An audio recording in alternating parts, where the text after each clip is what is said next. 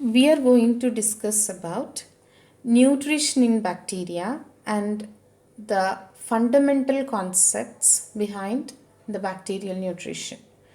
As you were already taught that bacteria is a kingdom which has maximum metabolic diversity. So the nutrition in bacteria also has lot of diversity. We have few points to understand about nutrition. The bacteria are both autotrophic and heterotrophic. They synthesize their own food, they depend on others for food. When it comes to autotrophic, it is photoautotrophic and chemosynthetic, which is also called as chemoautotrophic. Photoautotrophic uses light as the source of energy. Chemoautotrophic or chemosynthetic bacteria uses existing chemical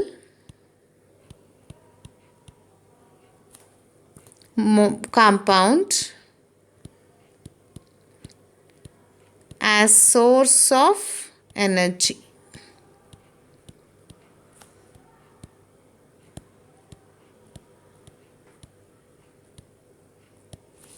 Am I clear? Yes.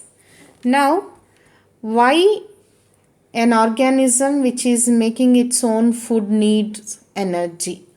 Listen to me carefully. When I say an organism needs food,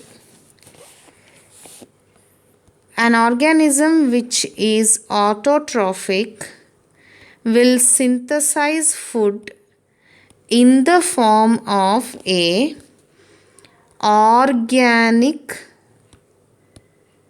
substance. It can be carbohydrate, it can be protein, it can be lipid.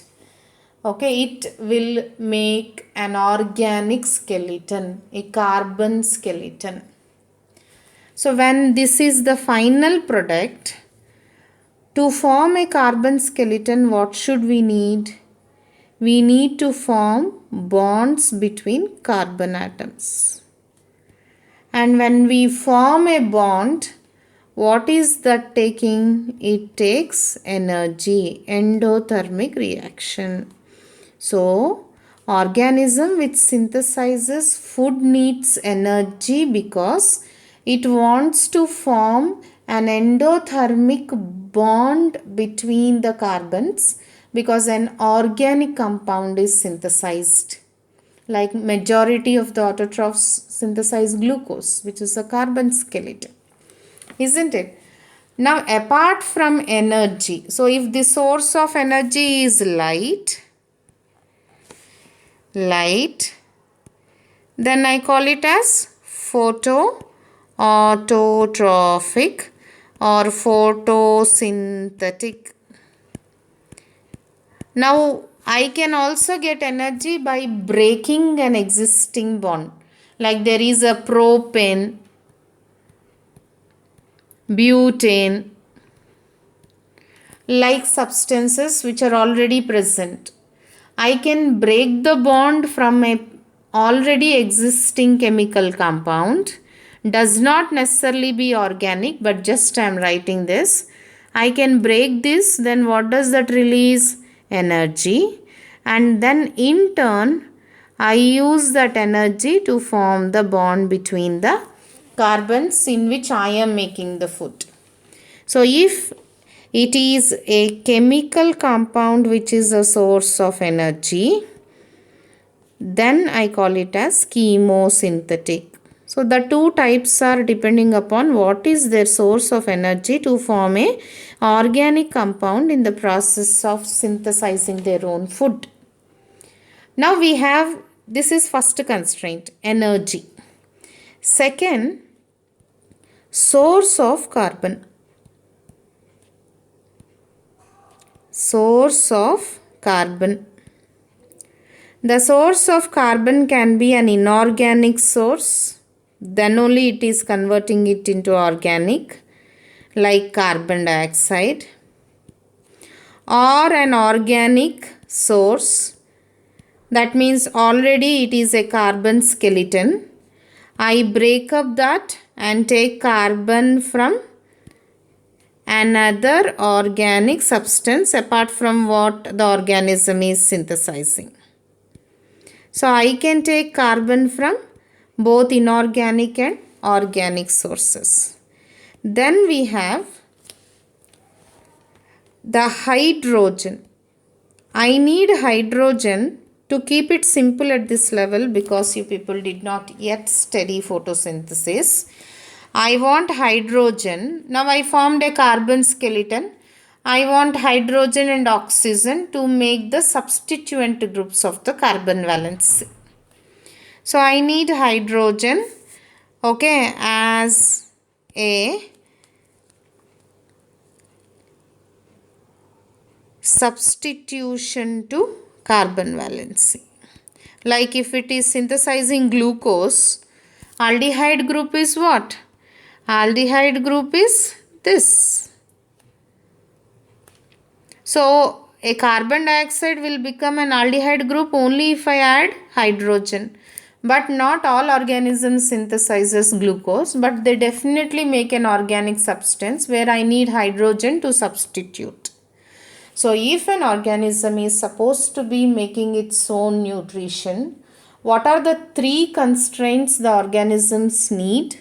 One, energy source, because by and large the organisms which make their food will make a carbon skeleton. And to form the bond between them, it needs energy. If it is light used as source of energy, then I call it as photosynthetic.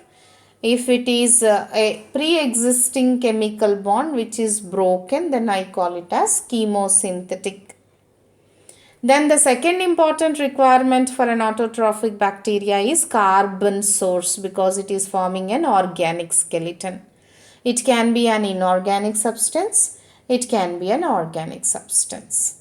And the third important criteria is hydrogen. So hydrogen again can be from inorganic source like hydrogen sulfide.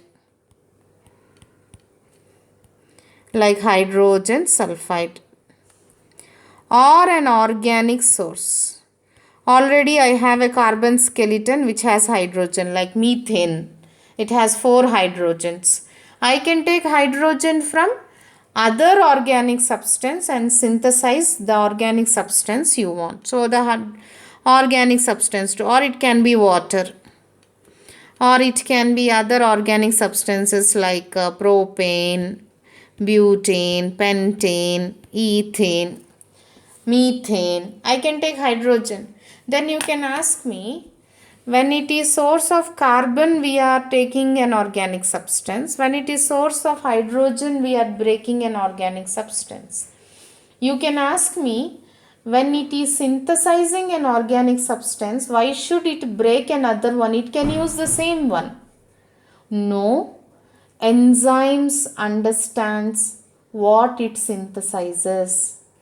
They cannot understand anything which is given from outside. You can't expect a vegan to eat a fish curry. No, but which is a more good food than eating a vegetable for a vegan. But still, if an organism is synthesizing its own food, then it will make its own carbon skeleton. It would not borrow a carbon skeleton. You please understand this. In my next videos, I am going to explain them in a more clear way.